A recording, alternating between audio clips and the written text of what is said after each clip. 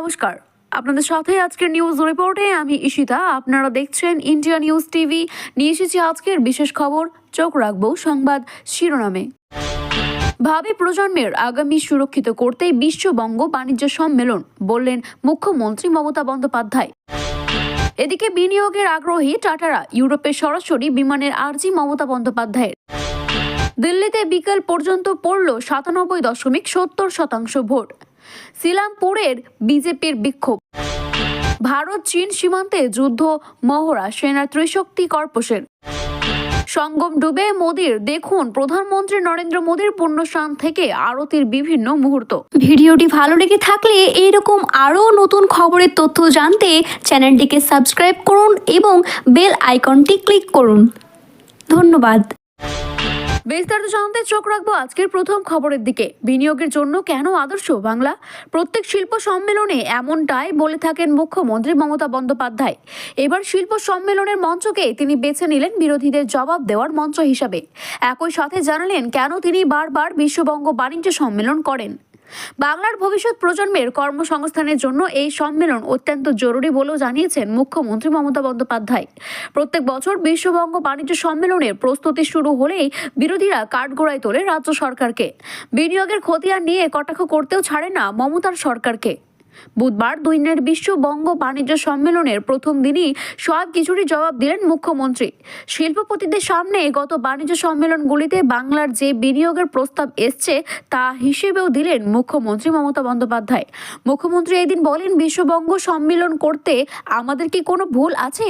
প্রজন্ম তাদের নতুন কর্মসংস্থান জরুরি, তার জন্য এই বিনিয়োগ। কর্মসংস্থান ছাড়া নতুন প্রজন্ম বাঁচতে পারবে না, আর সেই লক্ষ্যেই এই বিশ্ববঙ্গ বাণিজ্য সম্মেলন। মুখ্যমন্ত্রী জানান, রাজ্যের বিনিয়োগের আদর্শ পরিবেশ রয়েছে। বাংলায় জিডিপি জাতীয় জিডিপির থেকেও বেশি। এখানে বিনিয়োগ করলে শিল্পপতিদের কোনো বাধার সম্মুখীন হতে হয় না। বিনিয়োগের ক্ষেত্রে এই মুহূর্তে সবচেয়ে নিরাপদ জায়গা। আসুন বাংলা বিনিয়োগ করুন। গত বিশ্ববঙ্গ বাণিজ্য সম্মেলনগুলিতে যে বিনিয়োগগুলির প্রস্তাব এসছে তার পরিসংখ্যাও তুলে ধরেন মুখ্যমন্ত্রী। তিনি জানান, এখনো পর্যন্ত 19.5 লক্ষ কোটি টাকার প্রস্তাবের বিনিয়োগ এসছে, যার মধ্যে 12 লক্ষ কোটি ইতিমধ্যেই কার্যকর হয়ে গেছে। সিঙ্গুরের তিক্ততার অতীত, বাংলা বিনিয়োগের আগ্রহী টাটা গোষ্ঠী। বিশ্ববঙ্গ বাণিজ্য সম্মেলনের মঞ্চ থেকে জানিয়ে দিলেন রাজ্যের মুখ্যমন্ত্রী মমতা বন্দ্যোপাধ্যায়। তিনি স্পষ্ট ভাষায় জানিয়েছেন, ইতিমধ্যে টাটা গ্রুপের নতুন চেয়ারম্যান নটরাজ চন্দ্রশেখরনের সঙ্গে তার কথা হয়েছে। তিনি এই বিশ্ববঙ্গ বাণিজ্য সম্মেলনে আসতে আগ্রহী ছিলেন, তবে তার পূর্ব নির্ধারিত কর্মসূচি রয়েছে, তাই তিনি আসতে পারেননি। তবে তিনি শিওর নেতৃত্বের বিগ ডেলিগেশন পাঠিয়েছেন। এই সঙ্গে তিনি আরও কথা দিয়েছেন, আগামীতে তিনি দেখা করতে আসবেন। সেই সময় বাংলা বিনিয়োগের বিষয়টি বিস্তারিতভাবে আলোচনা করবেন তিনি। মুখ্যমন্ত্রী জানান, তারও আগামী দিনের বাংলা বিনিয়োগে করতে আগ্রহী। মমতা বন্দ্যোপাধ্যায় আরও বলেন, আমি শুধু তাকে অর্থাৎ নটরাজ চন্দ্রশেখরনকে একটি বিষয়ের জন্য অনুরোধ করেছি, পশ্চিম পূর্ব ভারত এবং দক্ষিণ পূর্ব এশিয়া গেটওয়ে, অথচ এই বাংলা থেকে সরাসরি ইউরোপে যাওয়ার কোনো ফ্লাইট নেই। তিনি যদি বাংলা থেকে সরাসরি ইউরোপে যাওয়ার কোনো একটি ফ্লাইটের ব্যবস্থা করেন, তার জন্য অনুরোধ থাকবে। মুখ্যমন্ত্রী জানান, চন্দ্রশেখরনের কথা দিয়েছে আর আর্জি পূরণ করার চেষ্টা করবে। নিউটাউনের বিশ্ব বাংলা কনভেনশন সেন্টারে এই দিন থেকেই 2 দিন ব্যাপী বিশ্ববঙ্গ বাণিজ্য সম্মেলন শুরু হয়েছে। ওই বাণিজ্য সম্মেলনে দেশ বিদেশের প্রতিনিধিদের পাশাপাশি হাজির রয়েছে 20টি দেশের রাষ্ট্রদূত। সম্মেলনের প্রথম দিনে উদ্বোধন অনুষ্ঠানে উপস্থিত ছিলেন রিলায়েন্সের কর্ণধার মুকেশ আম্বানি। দিল্লিতে 70টি বিধানসভা আসনের জন্য বুধবার সকালে 7টা থেকে ভোট গ্রহণ শুরু হয়েছে। এর আগে দিল্লিতে অনেকটাই ভোট কেন্দ্রে মক পোলিং পরিচালিত হয়েছিল। এবার দিল্লিতে মোট 1,56,14,000 ভোট রয়েছে, যাদের মধ্যে ভোট অধিকার প্রয়োগ করবেন তারা।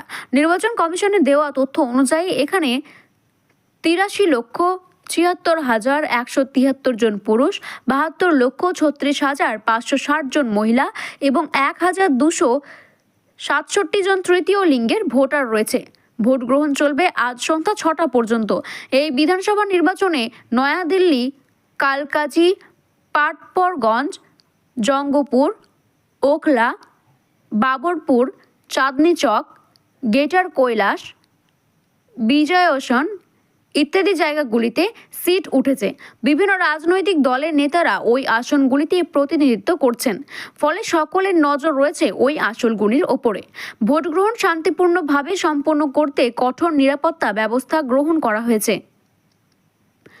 আধা সামরিক বাহিনী অর্থাৎ সিআরপিএফ মোট 220টি কোম্পানির মোতায়েন করা হয়েছে। এছাড়াও 19,000 হোমগার্ড এবং 35,626 জন দিল্লি পুলিশ কর্মী নিরাপত্তা ব্যবস্থা দেখাশোনা করছেন। যে কোনো ধরনের ঝামেলা এড়াতে ভোট কেন্দ্রগুলিতে কঠোর নজরদারি রাখা হয়েছে। ভারত চীন সীমান্ত যুদ্ধের মহড়া দিল ভারতীয় সেনাবাহিনী। ভারত চীন সীমান্তে সিকিমের উচ্চতায় যুদ্ধর মহড়া দেওয়া হয়। ভারতীয় সেনাবাহিনীগুলি ত্রিশক্তি কর্পস বিভিন্ন ক্ষেপণাস্ত্র ছুড়ে এই মহড়ার প্রদর্শন করে। ভারতের সিকিমের উচ্চতায় কিভাবে যুদ্ধ করতে হয় সেই বিষয়টি নিয়ে নিশ্চিত হতেই মহড়া দেওয়া হয়। যদিও কোনো এলাকায় মহড়া দেওয়া হয়েছে তা সেনাবাহিনী জানায়নি। সেনাবাহিনীর ফায়ারিং রেঞ্জের জওয়ানরা এই অনুশীলন করে বলেন এবং জানানো গিয়েছে প্রতিরক্ষা মন্ত্রকের জনসংযোগ দপ্তরে থাকে। প্রতিরক্ষা মন্ত্রকের গুয়াহাটি জনসংযোগ আধিকারিক মহেন্দ্র রাওয়াত জানান, মূলত সিকিম পাহাড়ের উচ্চতায় কিভাবে যুদ্ধের মোকাবিলা করতে হবে, কিভাবে যুদ্ধের চ্যালেঞ্জগুলো কাটিয়ে নিয়ে যেতে হবে তার মহড়া চলে। মহড়ায় বিভিন্ন উচ্চতায় ক্ষেপণাস্ত্র ছোড়া হয়। তিনি আরও জানান, এই মহড়াটি যে কোনো উচ্চতায় যে কোনো পটভূমিতে সেনাদের দক্ষতা, তৎপরতা ও মিশন প্রস্তুতির মান বজায় রাখার জন্য সেনাবাহিনীর এই প্রস্তুতি।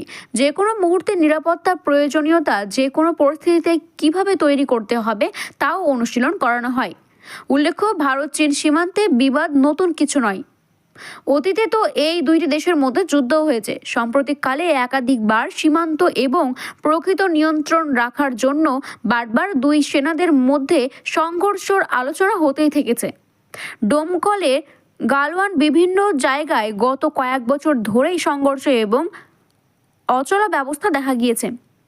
গালওয়ানের তো দুই সেনাদের মধ্যে সংঘর্ষ ভারতের বেশ কয়েকজনের জওয়ানদের শহীদও হতে হয়েছে। এই নিয়েও দীর্ঘদিন ধরে এশিয়ার দুইটি শক্তিধর প্রতিবেশীর মধ্যে বিবাদ চলতে থেকেছে। দফায় দফায় বৈঠক হয়েছে, কোনো বৈঠক হয়েছে সেনা স্তরে, আবার কখনো কূটনৈতিক দৈত্যরাও রয়েছে এই সংঘর্ষের পরিস্থিতির নিরসনে। এই সমস্ত যখন চলছে তখন চীন সীমান্তে সংলগ্ন পাহাড়ি এলাকায় পরিকাঠামোর উন্নয়নের কাজ করে গিয়েছে কেন্দ্রীয় সরকার। উল্টো দিকে চীনের মাঝে মধ্যেও উত্তর পূর্ব ভারতের বিভিন্ন এলাকাকে নিজেদের অংশ বলে দাবি করতে বিতর্ক বাড়িয়েছে। পূর্বের কর্মসূচি মেনে বুধবার ত্রিবেণী সঙ্গমে ডুব দিলেন প্রধানমন্ত্রী নরেন্দ্র মোদী। তার আগে উত্তরপ্রদেশের মুখ্যমন্ত্রী যোগী আদিত্যনাথের সঙ্গে কিছুক্ষণ ধরে নৌকাবাহিনী করার পরে স্নানের জন্য সঙ্গম নাকে পৌঁছায়। কমলা কালারের ফুল হাতা গেঞ্জি এবং নেভি ব্লু কালারের ট্র্যাক স্যুট ধীরে ধীরে জলে নামলেন মোদী সরকার। সতর্কতা অবলম্বনের জন্য দড়ি ধরে একাই বেশ কয়েকবার পূর্ণ ডুব দেন দেশের প্রশাসনিক প্রধানমন্ত্রী পুণ্যস্নান দেখতে সঙ্গমের তীরে ভিড় জমায় অনেকেই। ডুব দেওয়ার পরে রুদ্রাক্ষের মালা জপতে সূর্য এবং গঙ্গার উদ্দেশ্যে মন্ত্রোচ্চারণ করতে দেখা গিয়েছেন তাকে। এরপরে স্নান সেরে সঙ্গমের পুজো এবং আরতি করেন প্রধানমন্ত্রী। দুধ ও ফুল দিয়ে মা গঙ্গার পুজো করেন মোদী সরকার। যে সময় তার মাথায় ছিল হিমাচলি টুপি, গায়ে কালো জ্যাকেট এবং সাদা পাজামা, গলায় ছিল গেরুয়া উত্তরীয়। সঙ্গমে স্নানের পরে মোদী এক্স হ্যান্ডেলে লেখেন, প্রয়াগরাজের মহাকুম্ভে আসতে পেরে ধন্য। সঙ্গমে স্নান হলো দৈবিক যোগাযোগ।